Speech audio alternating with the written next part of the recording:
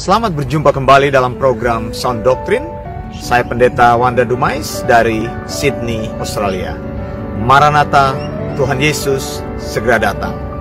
Saudara yang dikasihi Tuhan, saya punya kerinduan atau punya cita-cita untuk membawa ilmu teologi di dalam konteks yang lebih populer.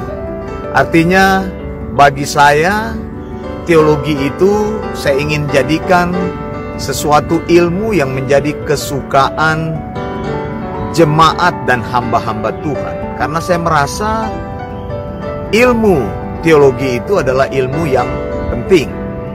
Saudara yang dikasihi Tuhan, saya melihat banyak sekali hamba Tuhan, pendeta, gembala, orang-orang yang melayani Tuhan. Mereka kurang sekali menguasai bahasa-bahasa asli Alkitab, yaitu bahasa Yunani untuk memahami Perjanjian Baru dan bahasa Ibrani untuk memahami Perjanjian Lama.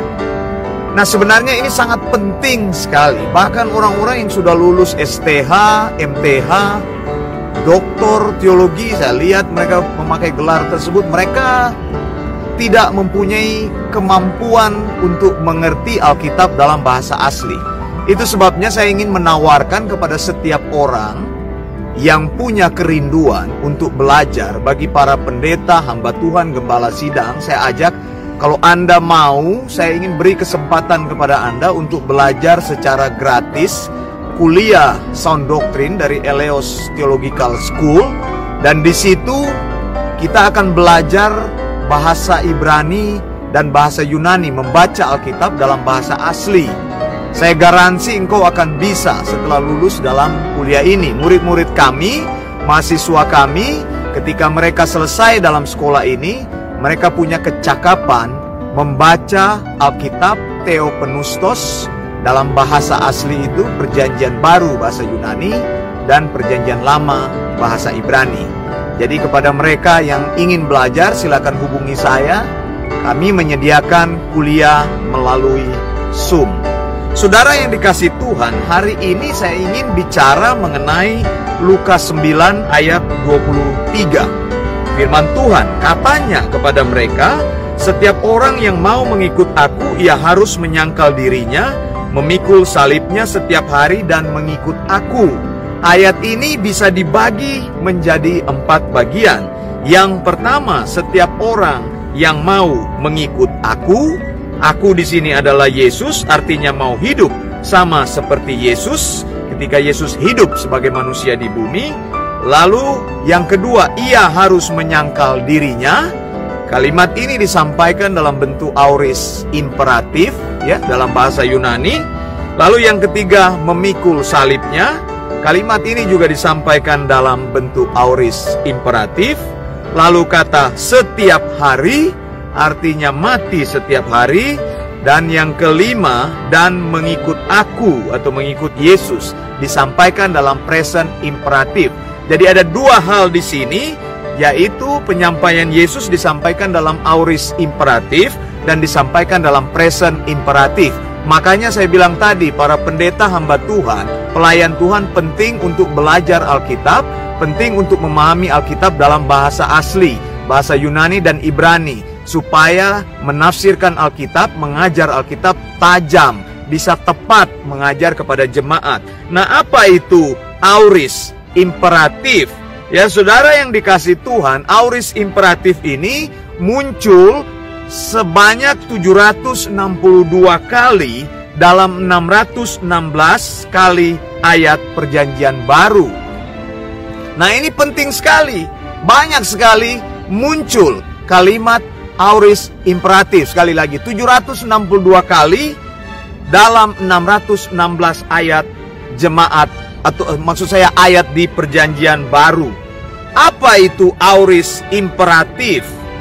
Aorist imperatif itu adalah sesuatu yang emergensi, sesuatu yang tidak boleh ditunda-tunda. Itu adalah bentuk aorist. Kalau disertai dengan imperatif, berarti imperatif itu adalah bentuk perintah. Ketika Yesus bicara mengenai perintah imperatif atau auris imperatif ini, atau bentuk perintah yang tidak boleh ditunda atau emergensi, tidak boleh ditunda, harus dilakukan, maka perintah ini adalah perintah yang sangat penting sekali. Lukas 9 ayat 23, ada dua auris imperatif, artinya tidak boleh berlambat-lambat. Kita harus melakukannya. Bila Tuhan Yesus memberikan perintah, maka perintah ini penting, emergensi, tidak boleh ditunda, tidak boleh berlambat-lambat, harus dilakukan. Saudara, ini adalah kerinduan orang yang sudah ditebus Tuhan. Kalau engkau mengalami anugerah yang saya sudah katakan, grace, dan mengalami mercy, maka kerinduan orang-orang yang sudah ditebus Tuhan itu adalah mereka ingin melakukan perintah Yesus tanpa berlambat-lambat. Sekali lagi, kalau engkau mengasihi Yesus, engkau mau melakukan perintahnya tanpa menunda, tanpa berlambat-lambat. Saudara, apa sih sebenarnya keistimewaan kita percaya kepada Yesus? Ada 4 hal saya mau sampaikan. Pertama, ya, kita menjadi orang benar. Kita dibenarkan Allah. Ketika engkau berada di dalam Yesus, engkau menjadi orang benar, dianggap sebagai orang benar, dibenarkan Allah. Yang kedua, kita tidak lagi dikuasai dosa, bebas dari dosa. Yang ketiga, kita menjadi ras yang paling unggul. Saudara, ras yang paling unggul di dunia seringkali orang bilang ras darah biru, darah dari bangsawan. Tetapi kita ketika percaya kepada Yesus, kita menjadi bangsa yang terpilih, imamat yang rajani, bangsa yang kudus, umat kepunyaan Allah. Ini standarnya lebih tinggi daripada darah biru. Lalu yang keempat, kita menjadi orang yang diberkati. Orang lain sibuk membuat dirinya menjadi diberkati, tapi kita mempunyai sumber berkat di dalam diri kita sendiri. Saya sudah sampaikan itu. Allah sumber berkat, kita masuk dalam perjanjian berkat itu. Yesus adalah jaminan itu. Jadi tidak perlu mencari-cari lagi berkat itu. Berkat sudah ada di dalam diri kita, saudara.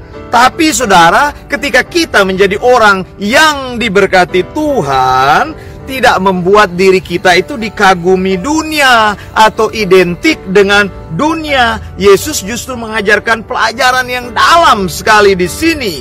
Bila kita mengidentifikasikan diri kita bersama Yesus, maka kita menjadi pengikut Yesus. Pengikut Yesus harus hidup sama seperti Yesus hidup. Apa itu? Yesus sampaikan 2 hal. Menyangkal diri setiap hari, memikul salib setiap hari. Nah, 2 persyaratan ini, menyangkal diri setiap hari, memikul salib setiap hari, disampaikan dalam kalimat auris imperatif. Perintah yang mengharuskan kita melakukannya tanpa ditunda-tunda. Harus dilakukan, tidak bisa tidak, emergensi. Jadi menyangkal diri dan memikul salib artinya kita mati setiap hari. Maksudnya apa, Pendeta Wanda Dumais? Mati setiap hari, menyadari bahwa manusia lama kita sudah mati tersalib bersama Yesus di kayu salib. Maksudnya itu yang saya sampaikan, menyangkal diri dan memikul salib. Saya jelaskan hal ini kepada saudara. Kematian Kristus atas dosa, sekali lagi, kematian Kristus atas dosa telah membuka pintu bagi semua orang yang mempercayai karya Kristus di kayu salib untuk hidup di dalam kepenuhan hidup yang Allah inginkan bagi setiap orang. Saya katakan tadi, kematian Kristus atas dosa, bukan Yesus mati karena dosa. Ada bedanya, saudara, ya. Yesus mati atas dosa dengan kalimat Yesus mati karena dosa, ya. Yesus mati karena Yesus menempatkan dirinya sebagai orang yang berdosa. Dia dianggap sebagai seorang penjahat, ya. Jadi Yesus tidak mati karena dosa, bukan Yesus yang berdosa. Kita yang mati karena dosa, karena kita berbuat dosa. Yesus mati atas dosa. Yesus tidak mati karena dosa. Yesus tidak mati karena dia berdosa, tetapi Yesus mati karena dia mengidentifikasikan dirinya sebagai orang berdosa. Yesus mati atas dosa manusia di kayu salib. Kita mati karena dosa kita bersama Yesus di kayu salib. Ada bedanya saudara di situ.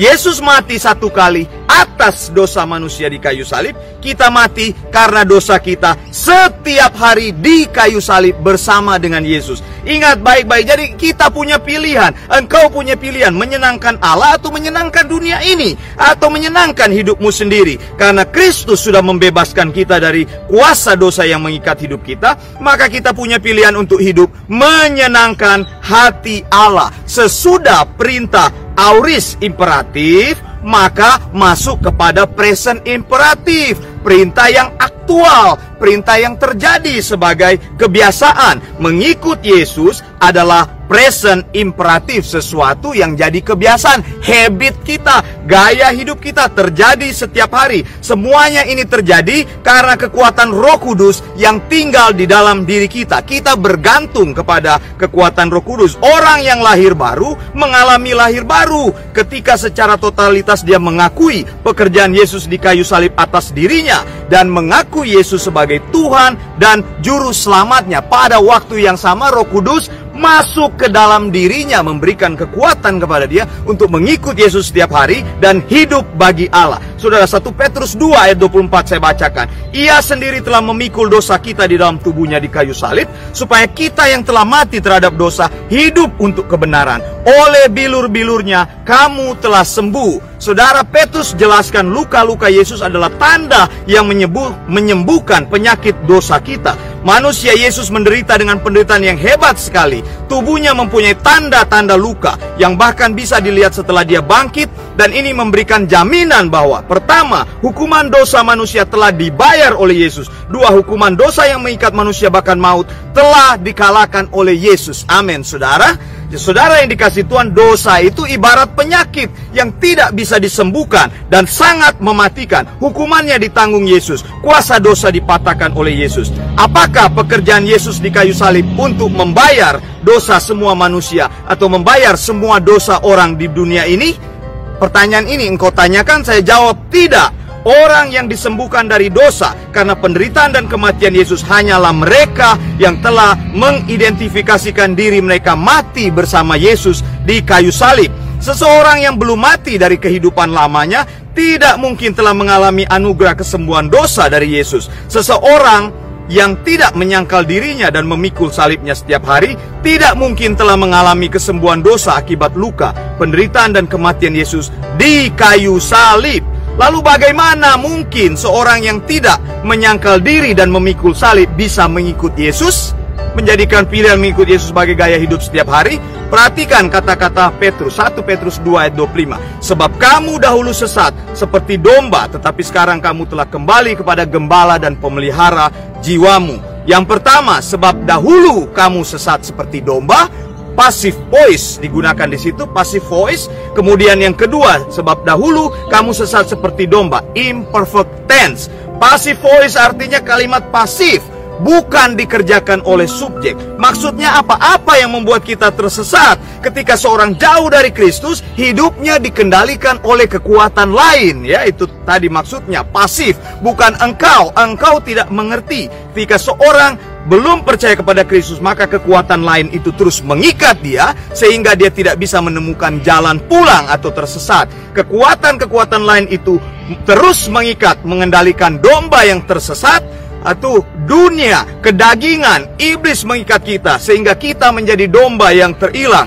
Domba yang tersesat tentu hidup di dalam jalan yang sesat. Dia tidak mampu melepaskan dirinya sampai dia mengakhiri hidupnya di dunia ini. Imperfect tense tadi saya bilang artinya tindakan atau aksi yang terjadi berulang-ulang terus di masa lalu.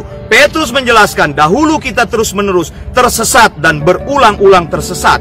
Kita tidak mampu keluar dari kesesatan itu karena ada kuasa lain yang mengikat dan mengendalikan hidup kita. Seperti itulah hidup orang yang belum mengalami kuasa salib Yesus. Anugerah Allah memampukan kita untuk terlepas dari kuasa itu melalui salib Yesus. Artinya mereka yang telah menerima korban Kristus di kayu salib, yang sanggup mengalami hidup yang baru, dilepaskan dan mengalami kesembuhan secara penuh. Sejak engkau menerima Kristus di dalam hidupmu, engkau mengalami kemerdekaan dan hidup sebagai orang yang sanggup menyenangkan hati Allah. Betapa hebatnya salib Kristus. Terpujilah nama Tuhan dari sekarang sampai selama-lamanya. Saya Pendeta Wanda Dumais dari Sydney, Australia. Maranatha, Tuhan Yesus segera datang.